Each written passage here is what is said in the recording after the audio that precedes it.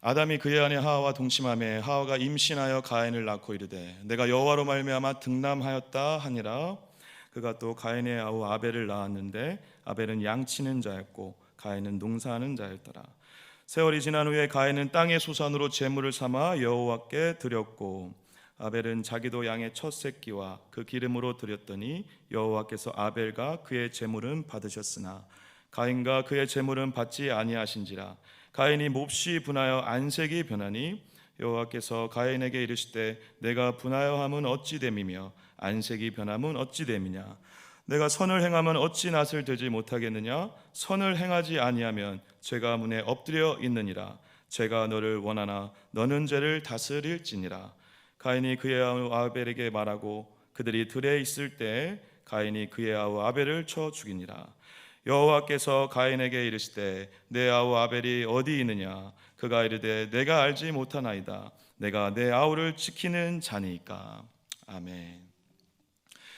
오늘 창세기 4장 1절에서 9절 말씀을 가지고 24시간 예배자로 산다는 것이라는 제목으로 하나님의 마음을 같이 나누고자 합니다. 여러분, 코로나 시기가 길어지면서 수많은 책들이 나오고 있는데요. 제가 최근에 읽었던 책이 그 흑사병이 일어났을 때 시대를 다뤘던 책이었습니다. 그래서 요즘에 왜 그런 책들이 유행을 할까요? 지금도 엄청난 전염병이 지금 일어나고 있기 때문에 그때 당시에 중세에 있었던 그 사건을 통해서 어쩌면 우리가 반면교사로 삼는 그러한 책들이 등장하는 것이죠. 그래서 그때 당시에 흑사병을 통해서 어떤 일들이 벌어졌는지, 그리고 그 이후에 세상이, 유럽이, 전 세계가 어떻게 대응하면서 이것들을 이겨내고 혹은 실패했는지, 그리고 그 과정들을 통해서 이 중세의 역사와 근대로 넘어오는 이 여정들을 우리에게 보여줌으로 인해서 우리에게 마치 이 코로나 시대를 겪고 있는 우리에게 도전적으로 말하고 있는 것들을 우리가 제가 볼 수 있었습니다. 그런데 여러분, 우리가 이런 책들 외에도 우리가 상식적으로 그리고 그냥 감각적으로 지금 당장 우리에게 필요한 것이 무엇인가에 대해서 여러 가지 고민들과 이야기들을 나눕니다. 그리고 수많은 책들과 그리고 여러 프로그램들을 통해서 정말 우리가 이 시대를 어떻게 이겨내야 되는지 얘기들을 나눕니다. 그런데 여러분, 우리가 가장 중요하게 살펴봐야 될 것은 성경인 줄 믿습니다. 하나님의 말씀을 정확히 바라볼 수 있고 하나님의 말씀을 제대로 우리가 깨달아 은혜로 알 때 우리가 이 코로나를 넘어 하나님의 놀라운 은혜 가운데 이 시간들을 이겨낼 수 있는 자들이 될 줄 믿습니다. 사랑하는 여러분, 우리는 하나님의 자녀입니다. 할렐루야. 하나님의 자녀는 하나님의 음성과 말씀을 통해 기필코 우리를 끝까지 주님이 지켜주시고 인도하신다는 사실을 절대 잊지 마시고 매일 말씀 앞으로 가시는 여러분 되시길 축복합니다. 그래서 말씀 앞에서 여러분 자꾸 하나님께 물으실 수 있으셔야 돼요. 자꾸 하나님께 질문하고 묻고 답하고 그리고 기도하며 하나님으로부터 들을 수 있으셔야 됩니다. 그 말씀이 내 안에 채워질 때 그 말씀의 능력으로 이 시간을 이겨낼 수 있는 것이지, 우리가 수많은 정보와 지식과 그리고 어떤 도구들과 그리고 세상이 주는 능력들로 이 시대를 절대 이겨낼 수 없습니다. 오로지 말씀으로 하나님 앞에서 받으셔서 주님의 말씀의 능력으로 이 시기를 함께 이겨낼 수 있는 저와 여러분 되시길 축복합니다. 근데 오늘 다루고자 하는 이 4장 말씀은 여러분 굉장히 그러한 의미에서 중요합니다. 왜 그럴까요, 여러분? 이 4장에 우리가 너무 잘 알고 있는 누구 이야기가 나오죠? 가인과 아벨의 이야기가 나옵니다. 가인과 아벨의 이야기도 너무 많이 들은 이야기죠. 그래서 가인과 아벨의 이야기를 통해서 우리가 내린 잠정적 결론이 이미 다 있으실 것이라 생각이 되어집니다. 나름대로 은혜 받았던 기억이 다 있으실 것입니다. 그런데 여러분, 이 말씀이 우리 지금 이 시대 유독 더 필요하고 중요한 이유는 여러분, 창세기 1, 2, 3장에서 어떠한 이야기들이 굉장히 많이 강조되고 나왔었죠. 비록 짧은 장이지만 엄청난 이야기가 담겨져 있죠. 바로 태초에 하나님께서 세상을 창조하셨고 창조하신 이후에 가장 아름다운 창조물로 인간을 만드셨고 그 인간을 통해서 하나님과 인간의 놀라운 은혜와 임재가 가득한 에덴 동산에서 영원히 생명을 누리며 살아갈 수 있는 그때 뱀의 유혹을 통해 한순간에 타락하여 에덴 동산으로 쫓겨난 다음에 나오는 게 4장입니다. 그러면 여러분, 4장은 우리에게 어떻게 도전하고 있는 것처럼 느껴지실 수 있을까요? 바로 하나님과 놀라운 영광과 임재 가운데 거했던 그 아담과 하와가 하나님과 관계가 끊어져 세상으로 나온 다음에 나오는 첫 번째 이야기라는 것입니다. 그럼 마치 하나님과의 관계가 끊어진 이 아담, 하와 이후의 모든 세대를 향해서 얘기하고 있는 것이나 마찬가지입니다. 그래, 영원한 생명을 누릴 수 있는 에덴 동산에서 쫓겨난 너희들, 인간들, 사람들이여, 하나님과의 관계 가운데 가장 중요한 게 무엇인지를 사장을 통해서 배우라는 것입니다.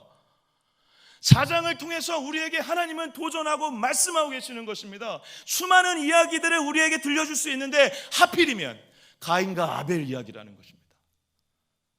가인과 아벨의 이야기를 통해서 하나님은 인간과 하나님 가운데 끊어졌던 관계를 회복하고 하나님과의 온전한 관계를 통해서 누릴 수 있는 엄청난 은혜를 붙잡고 살라라고 하는 메시지를 주고 있다라는 사실입니다.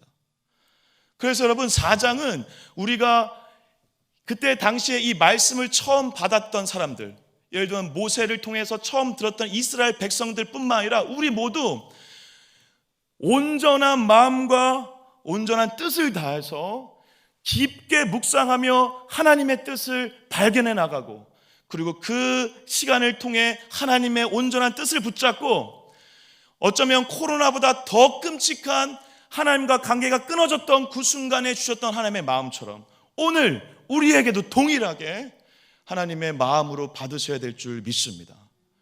그래서 여러분, 이 창세기 1장부터 3장까지 엄청난 영광의 시간이 계속되던 그때 죄를 통해서 에덴 동산에서 쫓겨났던 아담과 하와가 첫 번째로 경험했던 일이 바로 1, 2절에 나와 있습니다. 우리 1, 2절 먼저 한번 읽어볼까요? 1, 2절 읽겠습니다. 시작. 아담이 그의 아내 하라와 동침함에 하와가 임신하여 가인을 낳고 이르되 내가 여호와로 말미암아 득남하였다 하니라. 그가 또 가인의 아우 아벨을 낳았는데 아벨은 양치는 자였고 가인은 농사하는 자였더라. 네, 거기까지만요. 여러분, 여기까지는 특별한 게 없는 것 같습니다. 근데 여러분, 중요한 사실은 무엇이죠? 관계가 끊어져 세상으로 나아갔는데 자녀를 낳고 있다라는 것입니다. 이게 왜 중요할까요, 여러분?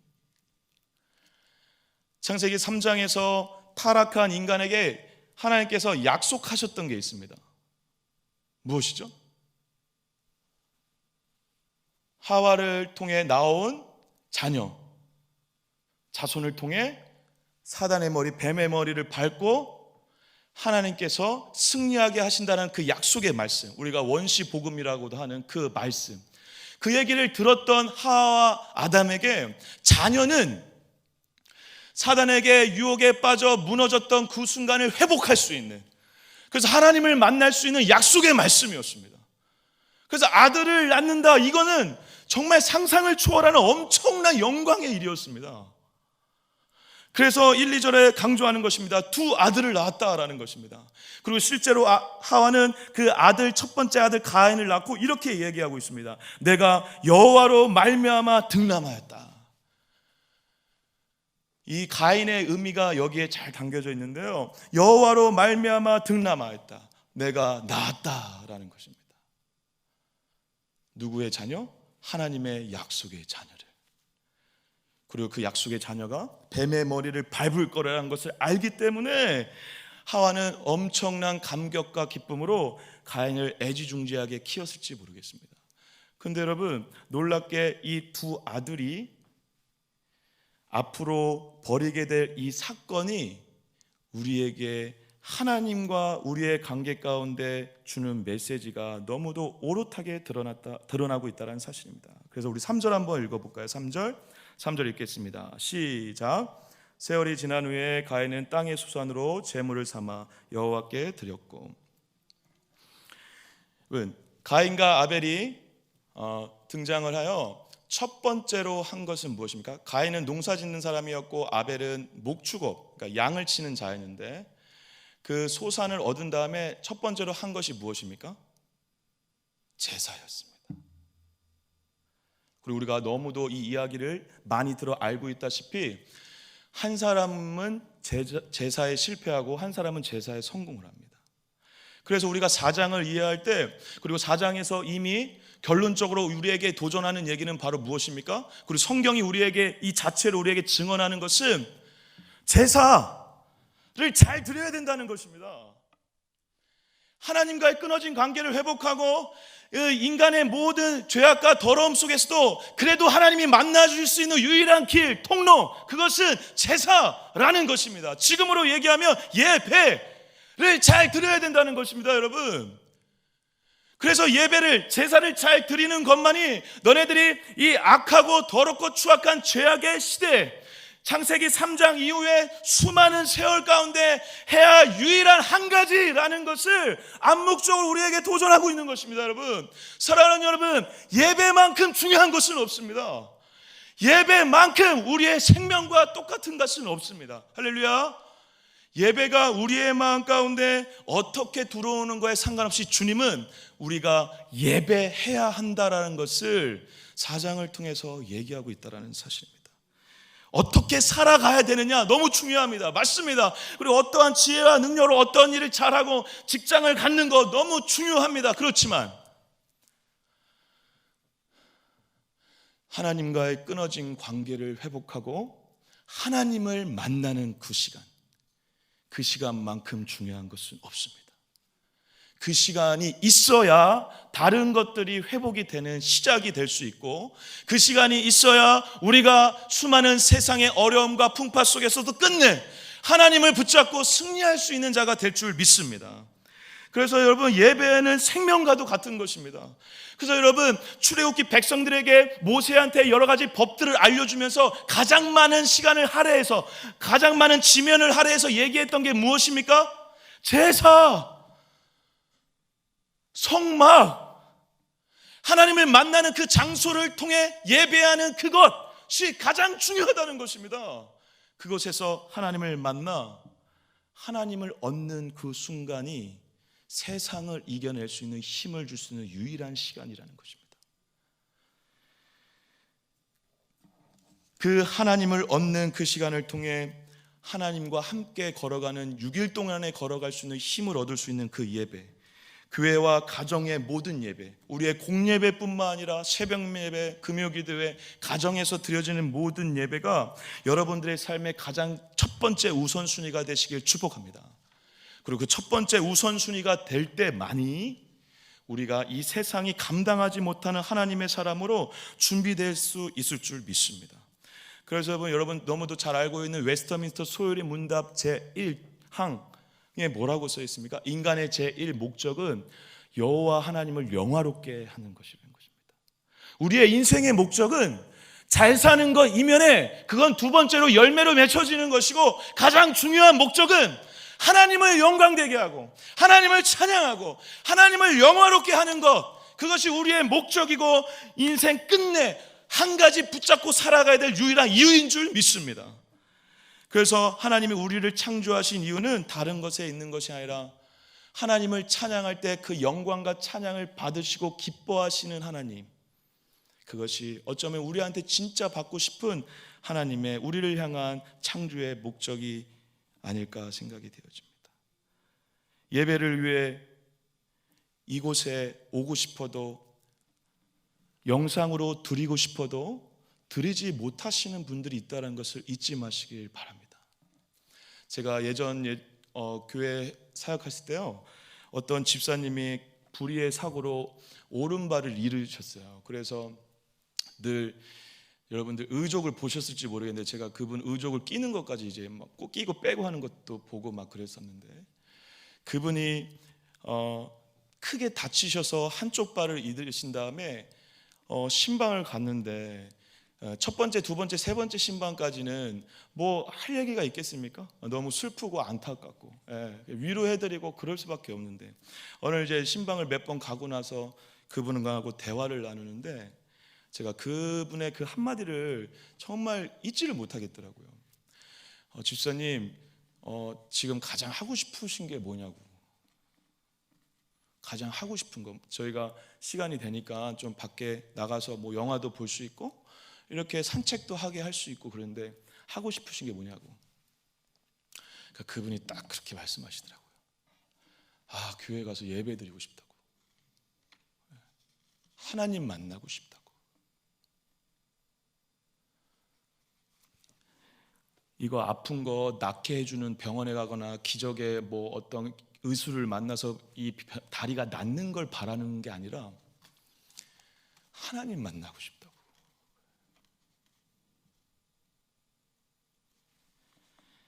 하나님을 진심으로 만나고자 하는 어떤 누군가는 이 예배당에 혹은 영상으로 예배를 드리고 싶어도 못 나오시는 분들이 너무 많습니다. 사랑하는 동강교회 성도 여러분, 영상으로 드리시는 모든 분들을 포함해서 여러분, 영상으로 드리든 가정에서 드리든 아이들과 드리든 장난처럼 드려지는 예배라 하더라도 그 예배는 하나님을 만나는 시간입니다. 그리고 그렇기 때문에 우리가 생명을 다해 그 예배로 나아가야 될 줄 믿습니다. 그리고 그럴 때만이 우리가 예배를 통해 진짜 생명으로 살아갈 수 있는 은혜를 경험하게 될 줄 믿습니다. 예배에 목숨을 거시고 예배에 온 마음을 다하여 우리의 창조 목적이신 하나님의 영광을 위해 나아가시는 우리 동강의 모든 성도님들 되시기를 간절히 축복합니다. 근데 예배가 중요한 건 너무 잘 알죠. 한 번, 두 번, 세 번, 네 번 반복해도, 여러 번 반복해도 아깝지 않은 말이 바로 이것입니다. 그런데 여러분, 가인과 아벨의 이 제사에서 우리가 너무 잘 알다시피 누구의 제사는 받으시고 누구의 제사는 받지 않으셨죠? 가인의 제사는 받지 않으시고 아벨의 제사는 받으셨습니다. 가인의 예배는 받지 않으시고 아벨의 제사는 받으셨습니다. 그래서 이 시간들을 통해, 이 이야기를 통해 우리가 그럼 예배가 정말 더 중요한 것은 무엇인지, 예배에 있어서 우리가 더 중요하게 여겨야 되는 것은 무엇이고 어떻게 그러면 예배를 드려야 되는지에 대한 해답을 두 사람을 비교함으로 알 수 있다라는 사실입니다. 근데 여러분, 이 이야기와 관련해서 수많은 주장들이 있었어요. 과거에 가인의 예배를 받지 않으신 이유에 대해서 왜 그런가? 가인은 첫 것을 안 드렸다. 여기 보면 아벨만 첫 것을 드린 것 같다 라고 나와서 그러한 주장들 때문에 가인은 첫 것을 안 드렸고 아벨은 첫 것을 드렸다 라고 하는, 그래서 첫 제물을 드리는 것이 중요하다라는 식으로 주장할 수 있습니다. 그런데 여러분,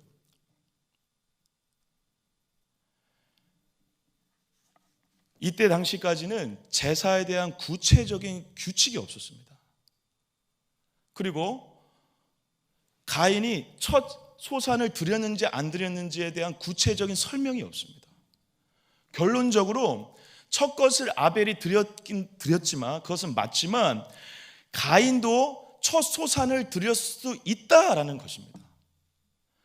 그러니까 가인과 아벨이 첫 번째를 드렸냐 안 드렸냐에 대한 부가 설명이 없다면 우리가 함부로 그렇게 재단하고 예상하고 상상해 볼 수는 없다라는 것이죠. 동시에 제물의 종류 때문에 구분된다라고 얘기도 합니다. 그래서 가인은 지금 뭘 드렸죠? 곡식. 곡식을 드렸고 아벨은 동물, 양. 하나님은 더 고기를 좋아하십니다. 성도님들 집에서 웃으시는 은혜가 있길 축복합니다. 여기는 하나도 안 들리네요. 여러분, 하나님이 고기를 더 좋아하셔가지고 동물을 받고 가인의 곡식은 받지 않으셨다, 이렇게 해석하는 사람들도 있었습니다. 근데 여러분, 그건 좀 어폐가 있죠. 왜냐하면 나중에 모세를 통해서 여러 가지 제사들에서도 말씀하실 때 이 곡식을 빻아가지고 제사를 지내는 이 소재와 같은 이런 것들을 굉장히 하나님이 귀히 받으셨습니다. 그러니까 곡식의 문제는 아닌 거죠. 하물며 여러분, 창세기 9장에 이런 내용이 있는데, 창세기 9장 잠깐 읽어볼까요? 제가 한번 읽어볼게요. 모든 산 동물은 너희의 먹을 것이 될지라, 채소같이 내가 이것을 다 너희에게 주노라. 그러나 고기를 그 생명되는 핏째 먹지 말 것이니라. 노아의 홍수 이후에 하나님이 뭘 허락하셨죠? 동물 먹는 걸 허락하셨어요. 이건 다르게 얘기하면 동물로 제사 지내는 것이, 이전에는 제사를 지냈지만 오히려 이것이 식용으로 인정이 안 됐다면 사람들에게 더 중요한 제사로 여겨지지 않았을 가능성이 있습니다. 오히려 우리의 추측일 수는 있지만, 여러분, 그래서 모세 때 실질적으로 동물로 제사 지내는 게 하나님께서 주신 말씀으로 주어지잖아요. 그러니까 그 전에는 동물로 제사 지내는 거에 대한 말씀이 없으셨어요. 그게 더 중요하다, 잘하는 것이다 얘기하지 않았다는 거죠. 오히려 이때 당시에는 동물 먹으면 안 돼. 뭐만 먹을 수 있죠? 쌀, 보리. 어떻게 쌀, 보리만 먹고 살죠? 고기도 먹고, 그래야 되는데 쌀, 보리 이런 식물들만 먹을 수 있는 거예요. 그러면 당연히 뭐가 더 중요한 직업일까요? 뭐가 더 중요한 어떠한 영역일까요? 농업이, 농사 짓는 것이, 그것이 더 중요하고 가치 있는 것으로 여겨질 가능성이 많았을 것입니다. 그러면 목축업은 그 농사 짓는 것을 돕는 동물을 관리하는 거죠. 동물을 잡아먹을 수는 없지만 집안에 어떠한 일을 할 때 필요한 가축들을 기르는 업이었겠죠. 근데 먹지는 못하는 그런 상황이었다는 것입니다. 결국 여러분, 지금 가인과 아벨의 제사에서 첫 것이냐, 그리고 제물의 종류가 무엇이냐가 중요한 게 아니고 뭐가 더 중요할까요?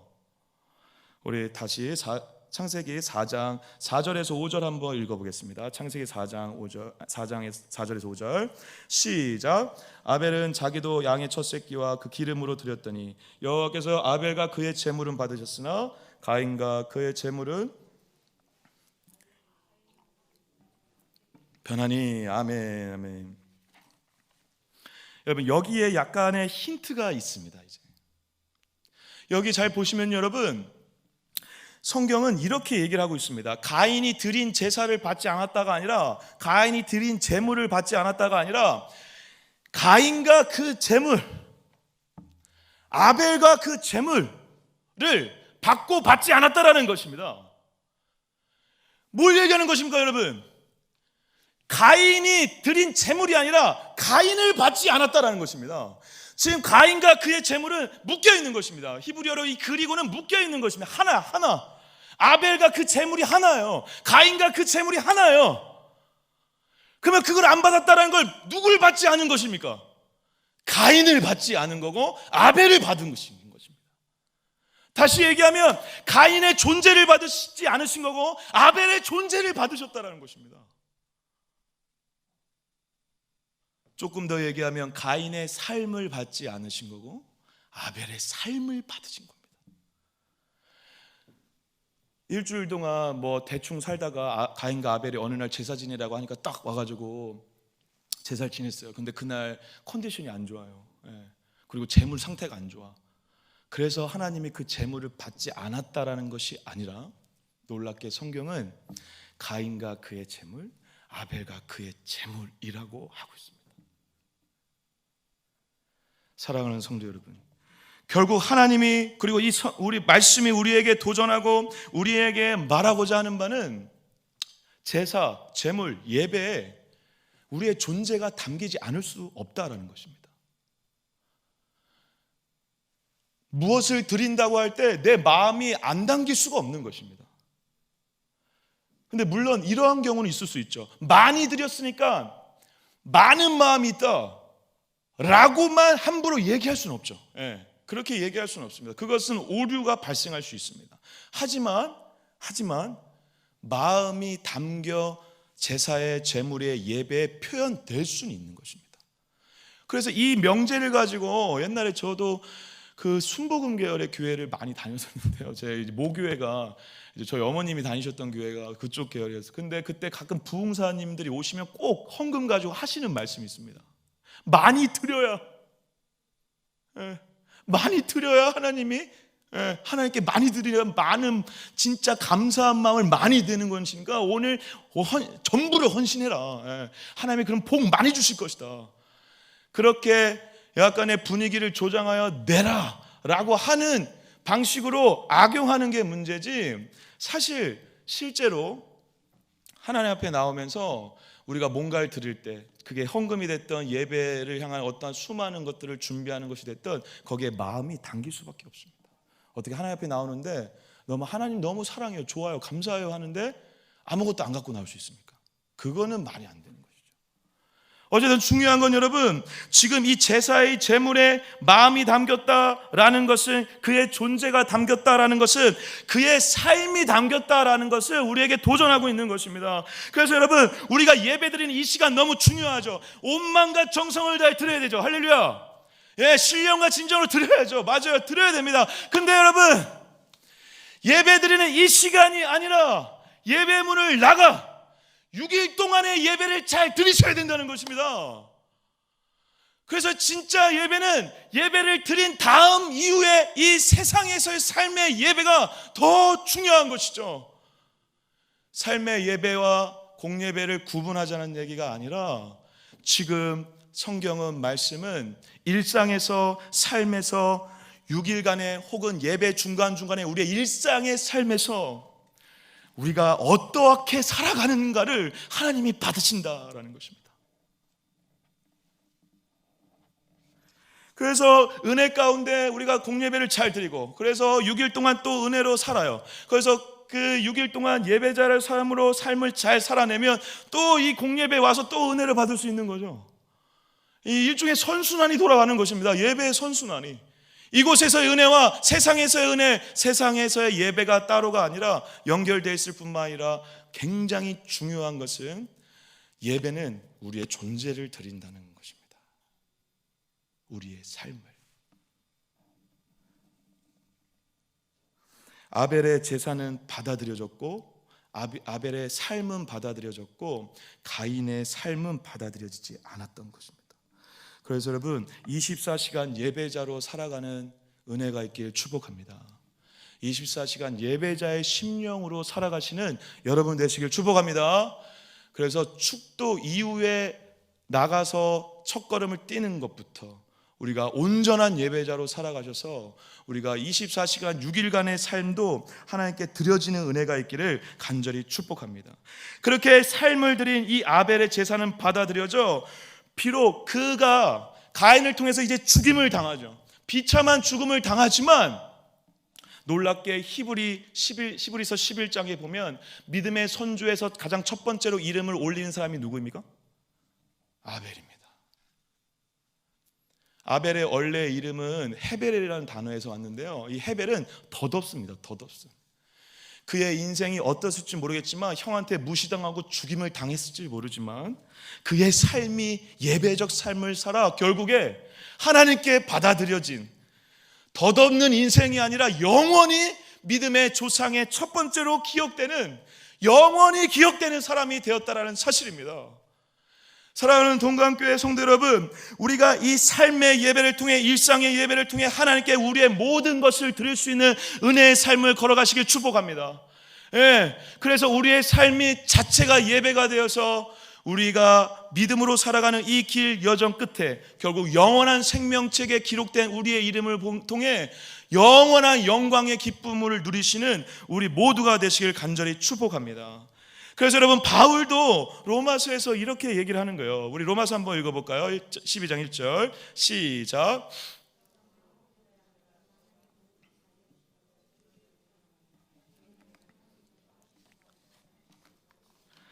이는 너희가 드릴 영적 예배니라. 아멘. 여러분, 여기서 영적 예배라는, 이 영적이라는 단어는 물론 영적이라고 얘기를 해도 좋습니다. 이렇게 해석해도 괜찮은데, 그렇게 괜찮다라고 얘기한 게 이해가 되고 받아들여기 전에 이 부분을 좀 명확히 알고 가야 온전히 이해하는 것인데, 다시 말씀드리면 여러분, 영적이라는 말은 이 로기켄이라는 단어가 쓰였는데, 이 로기켄이라는 말은 합리적이라는 뜻이 있습니다. 합당한, 합리적, 논리적이라는 뜻이 있습니다. 그러니까 우리가 이 단어를 보면서 영적으로 뭐 신령과 진정으로 예배드리는 그런 건가? 그게 아니고 합당한 예배, 마땅한 예배, 합리적 예배, 누구나 다 그래, 그게 맞는 예배지 라고 얘기하는 예배가 뭐냐를 말하고 있다는 것입니다. 놀랍죠 여러분? 저만 맨날 놀랍네요. 저는 말씀을 보면서 계속 놀래요. 어떻게 가인과 아벨, 그러면서 지금 로마서 말씀을 통해서 여러분, 영적이라는 이 단어는 합당한 예배라는 거, 합당한. 근데 합당한 예배가 무엇인지 앞에서 설명을 했죠. 지금 이 단어들이 다 중요한데 딱 두 가지 단어만 보고 해석을 해보겠습니다. 다른 것들이 너무 중요하지만, 너희 몸을 산 제물로 드리라는 것입니다. 이게 뭐라고? 반말해서 죄송합니다. 이게 뭐라고요? 이게 뭐라고요? 이게 영적 예배라는, 합당한 예배라는 것입니다. 뭐라고요, 여러분? 내 몸을 어떻게 하라? 거룩한 산제물로 드려라. 여기서 몸은 그때 당시에 이 소마라는 단어는 단순히 육체적인 몸을 얘기하는 게 아니라 전 인격을 얘기하는 것입니다. 우리의 마음과 심령과 뜻과 그런 전체를 얘기하는 것입니다. 이 소마라는 단어, 이 몸이라는 단어를 써서 너희 몸을 드려라. 뭐로? 거룩한 산제물로. 그 몸을 제단 위에 태우라는 것입니다. 뜨거워. 이거 재미가 없네요. 이건 재미가 없었습니다. 인정. 재미가 없었어요. 근데 여러분, 뭐 태워드리라 이게 아니죠. 무슨 하나님이 무슨 식인종입니까? 절대 아니죠. 산제물로 드리라 무슨 말이죠? 살아있는 제물로 드리라는 것입니다. 내 몸을 제물인데 살아있는 제물로 드리라는 것입니다. 다시 말하면 영어로 NIV에 이렇게 되어 있습니다. living이라고 되어 있습니다. 살아있는 삶을 드리라는 것입니다. 그게 합당한 예배라는 것입니다.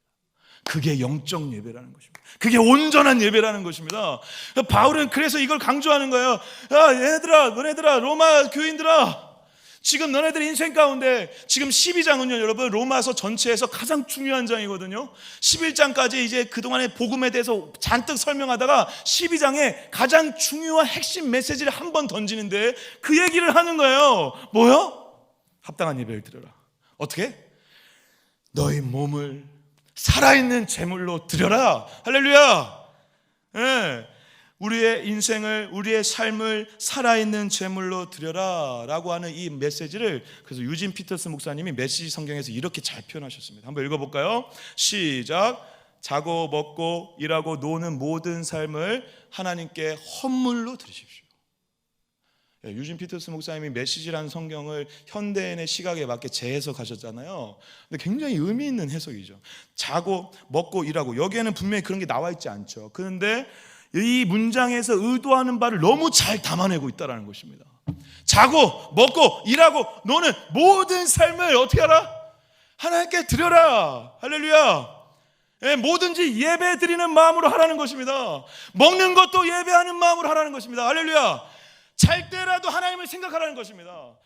공부할 때도 공부가 예배가 되게 하라는 것입니다. 놀 때, 잘 때, 일할 때 모든 삶의 현장 가운데 무엇하라? 예배를 드려라.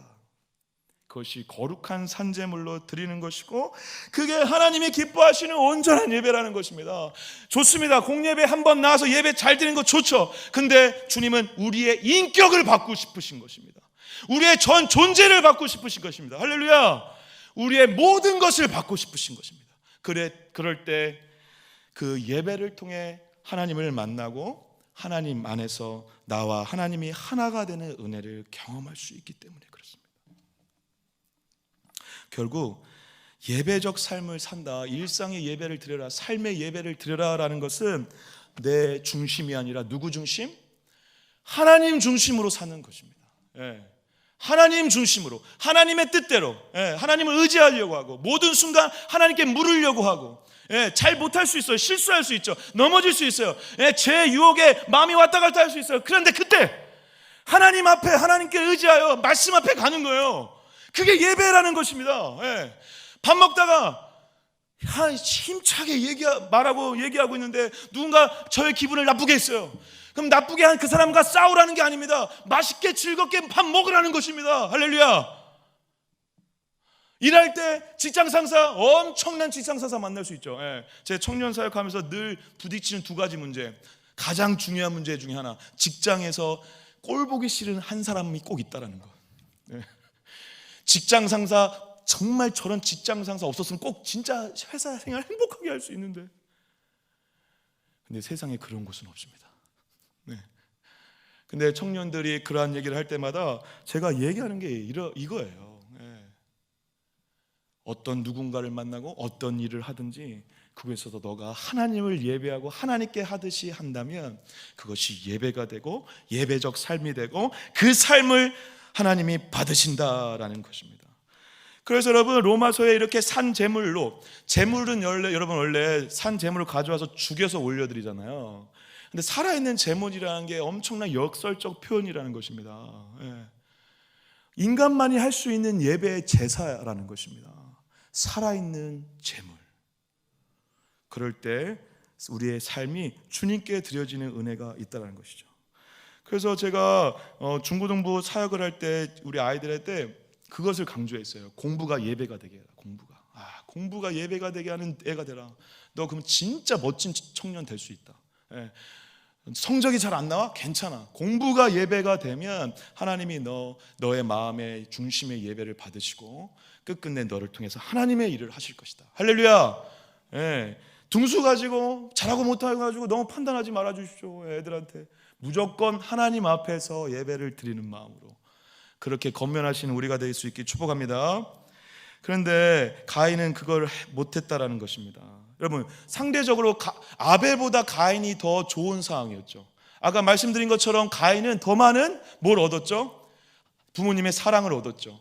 약속의 자녀라는 말씀까지 받았죠. 아벨은 이름까지 덧없음, 허무함입니다. 아벨은 상대적으로 차별받았을 것 같아요. 둘째 아들이고.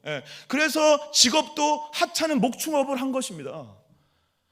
그런데 그 아벨은 그 형을 보면서 부러워하고 안타까운 것이 아니라 그 비참하고 초라한 그 자리에서 누구도 알아주지 않는 양치기 소년으로 살아가면서 최선을 다해 하나님께 예배로 드렸다라는 것입니다. 그리고 그의 삶을 하나님은 받으셨고 가인은 받지 않았다는 것입니다. 가인은 삶의 예배를 드린 것이 아니라 모든 것을 주님께 드린다고 나왔지만 주님께 드린 것이 아니라 결국 자기 중심으로 살았다는 것이 드러난 것입니다.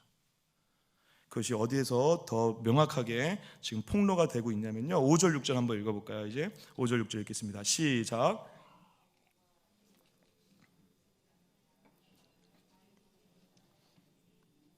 여호와께서 가인에게 이르시되 내가 분하여하면 어찌 됨이며 안색이 변하면 어찌 됨이냐. 사랑하는 여러분, 왜 이게 지금 가인의 마음의 삶의 제사가 실패했다는 걸 보여주고 있죠? 하나님이 그 제사를, 가인이 와서 제사를 잘 드렸는데 열심히 드렸어요. 나름 열심히 드렸겠죠. 근데 하나님 받지 않았어요. 그러니까 가인이 지금 어떻게 한 겁니까? 삐진 겁니다. 하나님이 그렇게 받지 않은 게 불만인 것입니다. 지금 하나님이 그렇게 받지 않은 것에 대해서 토라진 것입니다. 마음이 불편한 거예요. 마치 이런 것이죠, 여러분. 하나님이 내 제사를 받을 만큼, 받으셔야 할 만큼 내가 잘했는데 하나님이 안 받으신다는 것입니다. 하나님이 받으실 만한 예배를 내가 준비했음에도 하나님 받지 않으셔서 섭섭하다라는 것입니다. 그건 다르게 얘기하면 뭘 얘기하고 있는 것이죠, 여러분? 하나님이 모든 것을 받으시고 판단하시는 주관자가 아니라 내가 주관자고 판단자라는 것입니다. 내가 중심이 된 것입니다. 하나님 중심이 아니라 내 중심인 것입니다. 지금 여러분, 연애를 다 해보셨죠? 저도 이제 연애를 잘 해서 늦은 나이에 결혼에 꼴이 냈는데요. 저 아내한테 처음에 이렇게 막 사랑하니까 막 선물을 준비해서 주잖아요. 좋은 선물 막 준비해서 막 준단 말이에요. 그래서 주면 가끔, 아주 가끔입니다. 자주는 아니고 가끔 아내가 굉장히 마음에 안 들어하는 거예요. 뭐 이런 걸 샀지? 약간 그런 눈빛 있죠. 무시하는 그런 눈빛. 이건 난 별로 안 좋아한다. 받고 싶지 않다. 그러면 그때 제가 아내를 정말 사랑했기 때문에 그렇게 했는데 사랑 안 했다면 아니 뭐 받지 마, 안 줘, 이렇게 하겠죠. 근데 아내를 너무 사랑해서, 아내여 지금 보고 있을 거라 생각되는데 아내를 너무 사랑해서 제가 그래? 아내여, 그러면 당신이 원하는 게 뭐야? 그걸 사줄게. 그러면 얘기해봐. 원하는 걸 내가 준비해볼게. 이게 정상적인 진짜 그 사람을 사랑하고 관계가 온전할 때 나오는 태도죠. 가인은요, 아니에요. 지금 아니에요. 내가 중심인 거예요. 지금 내가 판단자인 거예요. 하나님은 내 제사를 받으셔야 된다는 거예요. 받으실 만한 제사를 나도 준비했고, 결국 여러분, 하나님이 주인이고 판단자가 아니라 내가 판단하고 하나님은 내가 그것을 드린 것을 거저 받으셔야 되는 분으로만 생각한 거죠. 이야, 너무 못된 마음이죠. 다르게 얘기하면 하나님보다 자기가 높아져 있는 것입니다. 다르게 얘기하면 하나님 중심이 아니라 내 중심으로 제사를 드린 거죠. 그러니까 하나님께 드렸는데 결국은 자기한테 드린 거예요. 하나님께 드려서 인정받을 나를 기대하고 드린 거죠. 받으셔야 할 만한 제사를 지냈으니까 주님이 당연히 받으셔야지. 그렇지. 결국 내가 인정받을 것을 기대하면서 드렸기 때문에 나한테 드린 것이나 다름없다는 것입니다. 가인은 제사를 드린 게 아니라 자기 만족으로 드린 것입니다. 우리가 예배를 드리면서 많이 빠지는 오류와 문제 중에 하나가 바로 이 문제이죠. 진짜 삶의 제사와 믿음으로 한 주간을 살아가고 있다면 오늘 우리의 예배를 주님이 받지 않으신다 하더라도 이렇게 물을 수 있어야죠. 하나님, 우리의 뭐가 잘못됐습니까? 주님이 기뻐하시는 예배를 다시 드리고 싶습니다. 주님, 알려주십시오. 이렇게 물어야 되는 게 하나님의 중심의 삶을 산 자만이 예배를 통해서 나올 수 있는 태도인 줄 믿습니다. 이러한 삶의 예배, 그리고 우리의 인생의 예배적 삶을 요청하는 것은 제사에도 잘 드러나 있는데요. 우리 레위기 7장 18절 말씀 잠깐 읽어볼까요? 레위기 7장 18절 말씀 시작.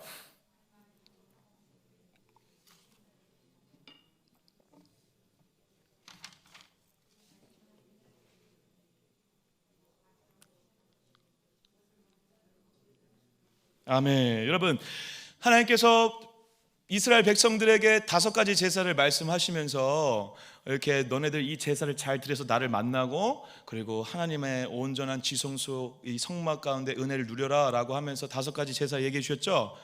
기억나시죠? 번제, 소제, 속제제, 속건제, 화목제. 이 중에서 여러분, 이 화목제가 굉장히 특징적인 게 하나 있다는 것입니다. 그건 뭐냐면 여러분, 다른 제사는 제사를 지낸 다음에 제물을 가지고 간 사람이 먹지 않아요. 당사자가 먹지 않는다는 것입니다. 근데 유독 어떠한 제사만이, 화목제만이 그것을 가져간 사람이 먹으라 그래요. 오늘 7장 18절에 나온 것처럼 지금 앞구절에도 원래 많이 나와 있는데 여기 부분만 지금 넣어드렸는데요.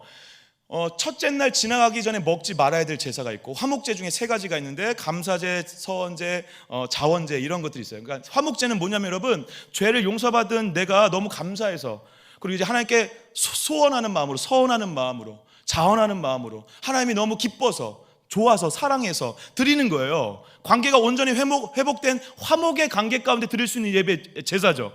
근데 이 제사를 지내는 것이 완성이 되려면 어떻게 된다고? 제사를 지낸 다음에 고기를 먹어야 된다는 거예요. 제사 드린 누가? 당사자가. 근데 여러분, 여기서 문제가 하나가 있어요. 화목제물 예를 들면 소를 한 마리 끌고 간다고 생각해 보세요. 소가 보통 800kg 막 왔다 갔다 한다 그래요. 그럼 800kg에서 이제 뼈 버리고 내장 버리고 제사 지내면서 다른 거 버리고 그리고 제사장한테 주고 뭐 이렇게 하면 500g, 400g 정도 남는다고 합니다. 300g, 300kg. 죄송합니다. 300kg. 죄송해요. 300kg에서 400kg 왔다 갔다 남는데요. 고기만. 그럼 여러분, 그 정도면 우리가 근으로 따지면 얼마죠? 500근이에요. 500근. 어제 이준 목사님이 우리 사랑하는 딸하고 소고기를 먹었다고 그러는데 2근 사서 먹었대요. 2근. 500근을 먹었대요. 500근을 먹어야 돼요. 500근의 소고기를 가지고 가서 먹어야 돼요. 며칠 만에.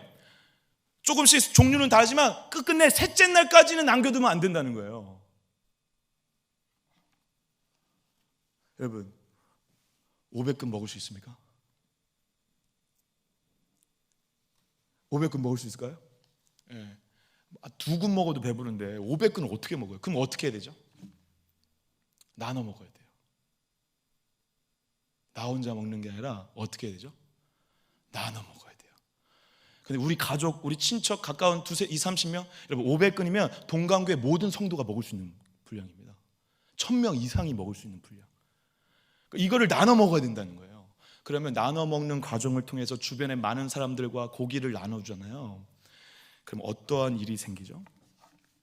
자기가 평상시에 관계가 안 좋거나 원수와 같은 사람, 그런 사람과도 고기를 나눌 수밖에 없는 상황이 발생한다는 것입니다. 그래서 이 과정을 통해 예배자인 이 제사를 지낸 이 사람은 무엇을 깨닫고 무엇을 상기시킬 수밖에 없을까요? 무엇을 깨닫고 은혜를 받을 수밖에 없을까요? 화목제가, 이 제사가, 하나님께 드려지는 예배가 내 마음이 완성되려면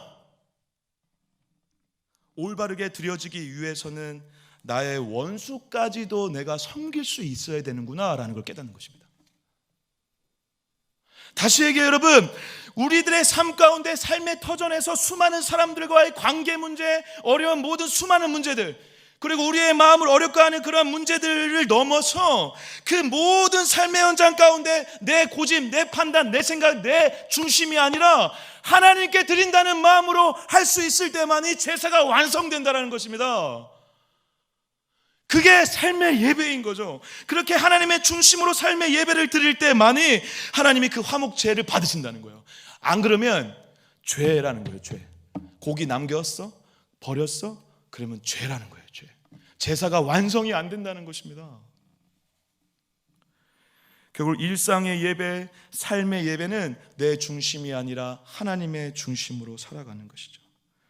그래서 우리가 주님 앞에 이 예배당을 나가 일주일간의 삶을 살아가는 과정을 통해 하나님 앞에 나는 삶을 통해 뭘 드리고 있는지, 나의 몸짓과 행동을 통해 하나님께 어떻게 받아들여지고 있는지를 늘 고민하고 살펴볼 수 있어야 된다는 것입니다. 그리고 하나님 안에서 하나님의 중심으로, 내 중심이 아니라 하나님의 중심으로 산다는 것은 결국 내 고집, 판단 모든 걸 내려놓고 내 안에 하나님으로만, 예수로만 산다는 것이고, 그래서 우리의 모든 길의 여정 가운데 십자가가 드러나는 방법만이 삶의 예배자로 살아가는 방법인 것입니다. 십자가의 방법, 그가 죽고 내 안에 예수가 사는 방법, 내가 죽고 내 고집, 내 생각을 내려놓고 예수의 방법으로 선택하는 것, 예수의 마음으로 사랑하는 것. 그래서 십자가의 방법이, 십자가의 삶이 최고의 예배가 될 수 있다는 것입니다. 그렇지만 여러분, 우리가 이 예배를 실패할 때가 많이 있다는 걸 알고 있습니다. 저나 여러분이나 오늘 공예배도 예배를 드리면서 우리가 수많은 유혹에 넘어가 딴 생각을 할 수도 있고 일주일간의 삶이 엉망일 수 있습니다. 근데 여러분, 그럴 때라도 내가 낙심하여서 나 오늘 또 예배에 실패해서 한 주간 또 엉망으로 살았어, 그럴 때라도 낙심하지 말고 다시 한번 우리가 되짚어 봐야 되는 건 무엇이죠? 이 모든 삶의 제사까지 예수님께서 완성하셨다라는 것입니다. 그래서 요한일서에 이런 표현이 있습니다. 제가 한번 읽어볼게요. 사랑은 여기 있으니 우리가 하나님을 사랑한 것이 아니요 하나님이 우리를 사랑하사 우리 죄를 속하기 위하여 화목제물로 그 아들을 보내셨습니다. 예수 그리스도의 죽으심으로, 그리고 그 화목제물로 드려주심으로 우리의 모든 삶의 예배가, 제사가 완성됐다라는 사실입니다. 할렐루야. 그래서 그 제사가 완성되어 온전한 제사가 완성됨으로 우리는 이 제사를 완성하기 위해서 다른 무언가를 하려고 하는 자가 아니라 완성하신 하나님의 제사를, 예배를 누리는 것이 중요하다는 것입니다. 다시 얘기해요, 여러분. 밖에 나가서 수많은 고통과 아픔 가운데 그것을 우리가 하나님의 온전한 완성으로 받아들이고 그곳에서 그것을 누릴 때, 화목제물 대신 예수 그리스도의 이 제사의 완성을 온전히 누릴 때만이 우리가 공예배와 삶의 모든 예배 가운데 안정감을 누릴 수 있다는 것입니다. 그래서 여러분, 우리가 예배를 준비할 때 가장 실수하는 것 중에 하나가 바로 무엇이죠? 예배를 잘 준비해야 하나님이 기뻐 받으신다라고 생각을 하죠.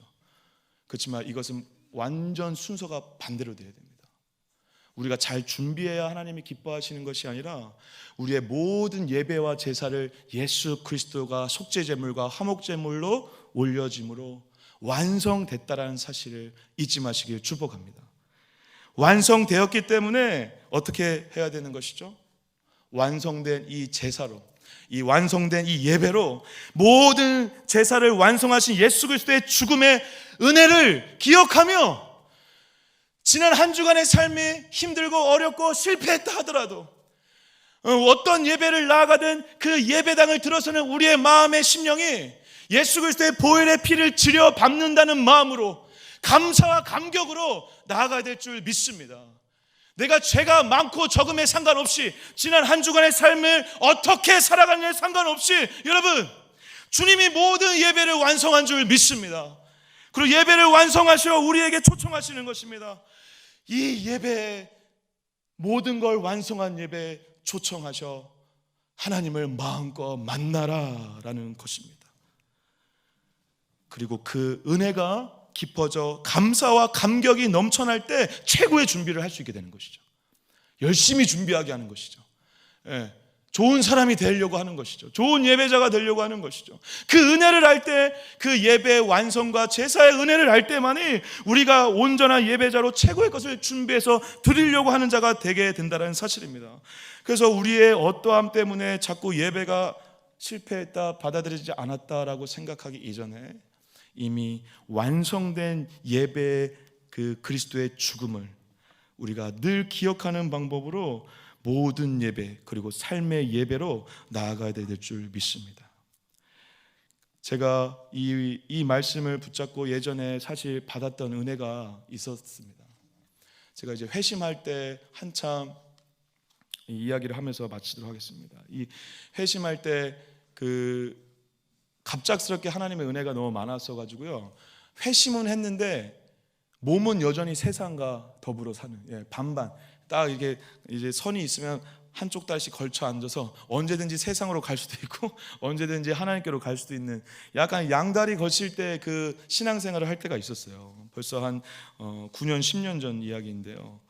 근데 그때 당시에 제 안에 예수님이 그래도 있다라는 건 믿어지는데 세상으로 나아가면 너무 힘든 거예요. 힘들다기보다 너무 제가 하던 그 버릇들을 고치지 못하겠는 거예요. 그래서 제가 지금 멀쩡하게 생겼을지 모르지만 과거엔 좀 놀았었거든요. 제가 막 술 먹고 담배 피고 못 해본 게 없었어요. 세상과 더불어 간 곳 없고 나와 그 주님만 있도다. 그러면서 막 그랬는데 여러분 은혜를 받고 나니까 어느 날 예배당에 나올 때마다 약간 마음이 불편해지기 시작했어요. 근데 그래도 저는 또 세상에 나가서 또 예전처럼 살았죠. 그러면서 그 시간들이 어느 날 반복되던 어느 날 지난 한 주간의 삶이 너무 엉망진창이고 그리고 직장에서는 막 사람들이랑 싸우고 혈기 부리고 불편한 마음을 안고 안타까운 마음을 안고 아픈 마음을 안고 약간의 더러운 마음을 안고 예배를 이제 주일 예배 의무적으로 드려야 되니까 왔는데 딱 앉자마자 약간 그러한 질문을 하나님께 저도 모르게 하게 됐어요. 하나님, 제가 지난 한 주간의 삶이 이렇게 엉망진창인데도 예배 드릴 자격이 있을까요? 약간 갑자기 나가고 싶은 마음도 막 드는 거예요. 부끄럽고 조금 마음 한편에 어려움이 밀려왔었습니다. 근데 그때 찬양 인도자가 했던 찬양이 이 찬양이었어요. 그래서 제가 이 찬양을 잊을 수가 없는데 십자가의 보혈 완전하신 사랑 힘입어 나아갑니다. 후렴 부분에 이렇게 부른 찬양 기억하시죠? 십자가의 보혈 완전하신 사랑 힘입어 나아갑니다. 이 찬양을 계속 후렴 부분에서 반복하시는 그 찬양 인도자의 그 찬양을 들으면서 저 스스로를 자책하고 있을 때 하나님께서 이렇게 마치 물어보는 것 같았어요. 하나님, 제가 예배 드릴 자격이 없는 것 같은데 어떡하죠? 근데 하나님은 얼마든지 자격이 있다라고 말씀하시는 거예요.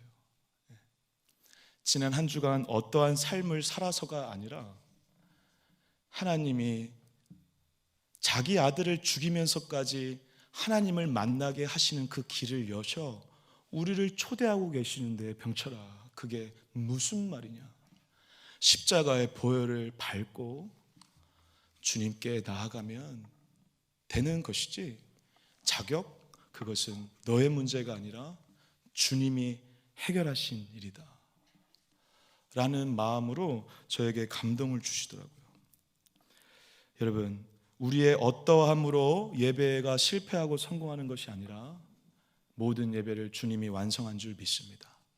그리고 그 은혜로 감사와 감격과 애통함과 애절함과 쑥스러움과 뭔가 짠한 마음으로 하나님께 나아가 그 보혈을 들여 밟으며 하나님께 진심으로 나아가는 것 자체가 주님이 받으시는 온전한 예배라는 사실을 잊지 마시고, 모든 예배를 통하여서 우리에게 생명을 주시고자 하는 예수 그리스도의 능력과 십자가의 방법으로 한 주간의 삶을 잘 사실 뿐만 아니라, 하물며 못 산다 하더라도, 십자가의 방법으로 못 산다 하더라도 오늘 다시 예배당에 오실 때 모든 예배를 완성하신 예수 그리스도의 은혜에 감사하여 온전한 기쁨과 감격과 감사로 하루하루의 예배를 잘 드리시는 여러분 되시기를 간절히 축복합니다. 엉망진창인과 같은 우리의 인생이라도 주님은 받으셨습니다. 그리고 이러한 나도 예배 드릴 수 있습니다. 그것이 예배입니다. 기도하겠습니다. 사랑의 주님, 그렇습니다. 우리가 예배를, 삶의 예배를 드림에 있어서 우리의 어떠함에 너무 초점이 맞춰질 때가 많이 있음을 고백합니다.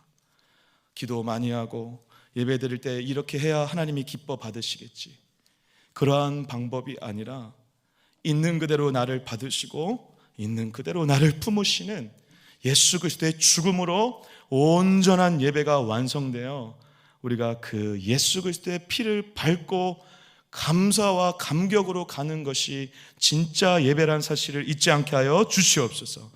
그리고 이 예배를 통하여서 진짜 하나님을 제대로 만나게 하여 주시고, 그 하나님을 만나 일주일의 삶을 넉넉히 감당할 수 있는 자들 되게 하여 주시고, 일주일의 삶을 통해서도 모든 것을 예배드리는 마음으로 삶의 예배, 예배적 삶을 잘 완성해 가는 자들 될 수 있도록 축복하여 주시옵소서. 그래서 영원한 생명을 매일매일 공급받으며 하나님과 동행하는 복된 주님의 자녀들 될 수 있도록 축복하여 주시옵소서. 우리를 그렇게 인도하실 주님을 기대하며 예수 그리스도의 이름으로 간절히 기도드립니다. 아멘.